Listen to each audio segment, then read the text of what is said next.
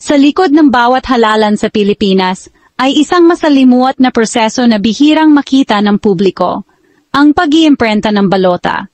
At ngayong papalapit ang barangay at sangguniang kabataan elections sa 2026, abala na ang Commission on Elections o COMELEC sa paghahanda ng mahigit 92 milyong balota na gagamitin ng ating mga botante sa buong bansa. This is presented to you by Education 4708. Just proceed to view the full content. Magandang araw mga ka-edocs, at welcome pong muli sa ating channel. Sa mga hindi pa nakapag-subscribe sa channel ko, mag-subscribe na kayo para lagi kayong updated sa ating mga talakayan araw-araw. Kaya tara na! Sa mismong sa Quezon City, nagsimula na ang operasyon ng mga high-speed printing machines. Dito, bawat balota ay nililimbag ayon sa tamang format na nakapasa sa ng COMELEC, mula sa disenyo, layout, hanggang sa mga pangalan ng kandidato. Ang proseso ay hindi lamang tungkol sa pagpiprint. Ito ay sa bawat boto. Mahigpit na sinusuri ng mga opisyal ng COMELEC ang bawat yugto ng produksyon. May mga security features sa bawat balota upang maiwasan ang pamemeke o pagkopya, tulad ng unique barcodes, serial numbers, at special markings na tanging ang COMELEC lamang ang may access. Bukod dito, ang bawat batch ng balota ay iniimbak sa mga secured vaults na may CCTV monitoring, 24 oras sa isang araw.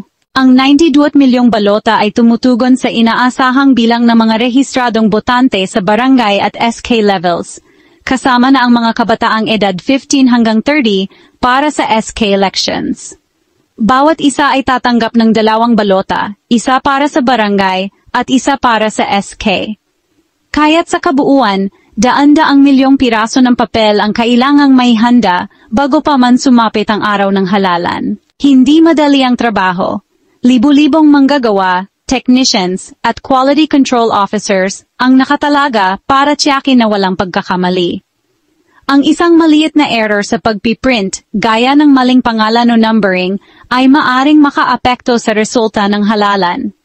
Kaya naman, bago pa man aprubahan ng COMELEC ang bawat batch, ito ay dumadaan sa mahigpit na pagsusuri at revalidation. Matapos ang printing, sisimulan naman ang packaging at distribution. Ang mga balota ay inilalagay sa sealed boxes at ipapadala sa bawat regional election office sa bansa.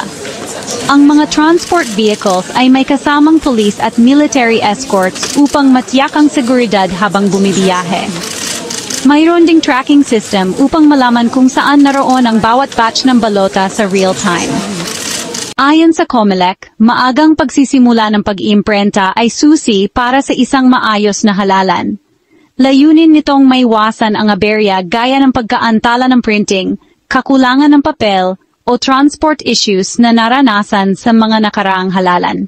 Sa ganitong paraan, makasisiguro ang bawat Pilipino na sa araw ng halalan, handa na ang lahat, mula sa balota hanggang sa presinto. Ang bawat balota ay simbolo ng ating karapatang bumoto, ang sandata ng mamamayan sa pagpili ng leader. Ang maagang paghahanda ng COMELEC ay hindi lang technical na gawain, ito ay panata sa demokrasya na ang boses ng bawat Pilipino ay maririnig, ligtas at wasto. Sa likod ng bawat boto, may kwento ng sakripisyo, disiplina at dedikasyon. COMELEC, patuloy sa pagtiyak ng malinis, maayos at mapayapang halalan. Maging bahagi ng pagbabago, bumoto, makiisa, para sa bayan. Mga ka-edocs, ang balota ay simbolo ng pag-asa.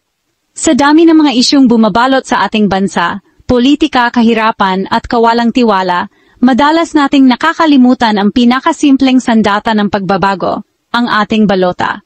Ang bawat papel na iyon ay hindi lang tinta at pangalan. Ito ay tinig ng mamayan, pagsigaw ng pag-asa, at paninindigan ng demokrasya. Habang ang COMELEC ay patuloy na nag-iimprenta at naghahanda, tayo rin ay dapat naghahanda.